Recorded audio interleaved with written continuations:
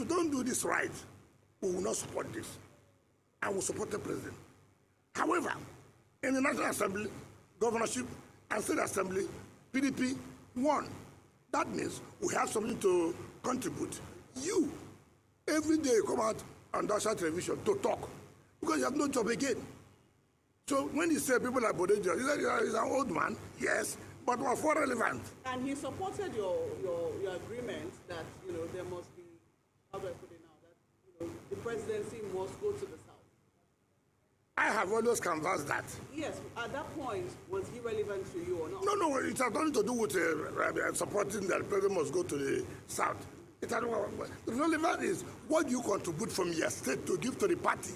It's not that you said the presidency must go to the south. Okay, having said so, what will happen in your state? If the presidency goes to the south, then we'll fail in your state, or won't have anything of what relevant. Simply because you said presidency should go to the side. If you mean that presidency should go to it, will mean that you have to work in your state for us to actualize it. To deliver, if you cannot deliver, I mean, it doesn't make sense.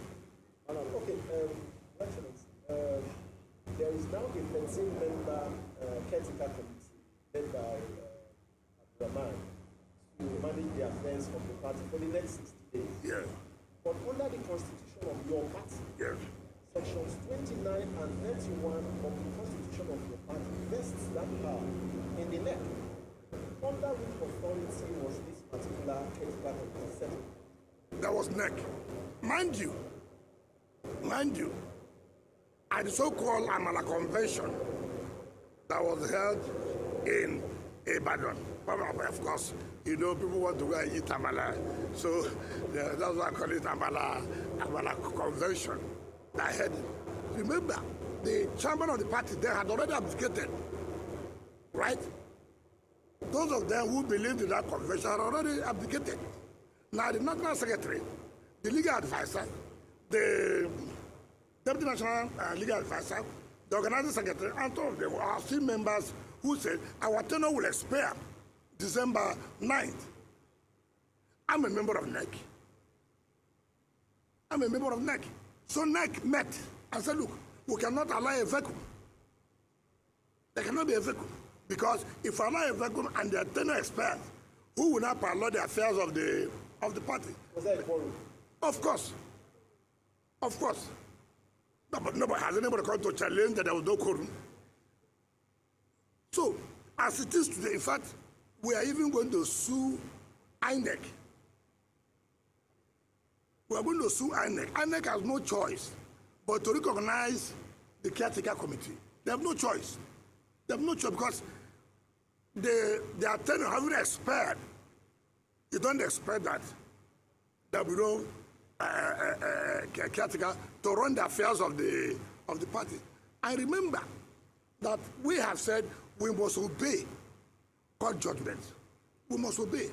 Having obeyed the court judgment, who said there should be no convention, and the tenure was going to expire on the 9th. Of course, it's natural that NEC had to sit and say, look, let us now appoint caretaker committee that will now run the affairs of the party till when the convention is now held. And the committee was set up, and they were told that you should take all steps to see that those states that have not had their congresses will go ahead and hold their congresses. Thereafter, there will be a national convention. So, as it is today, the appropriate authority that can talk about PDP is the caretaker committee. These are the people who came out for the Amala Convention. Of course, they've seen it. They are not recognized. And INEC has said it. But the mistake INEC is making is that to say, oh, there's no committee. We wrote to INEC that NEC is going to take place. We wrote to INEC. And integral decisions will be taken.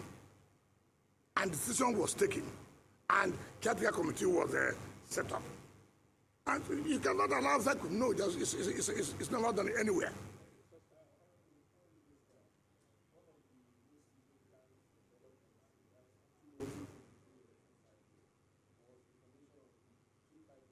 Okay.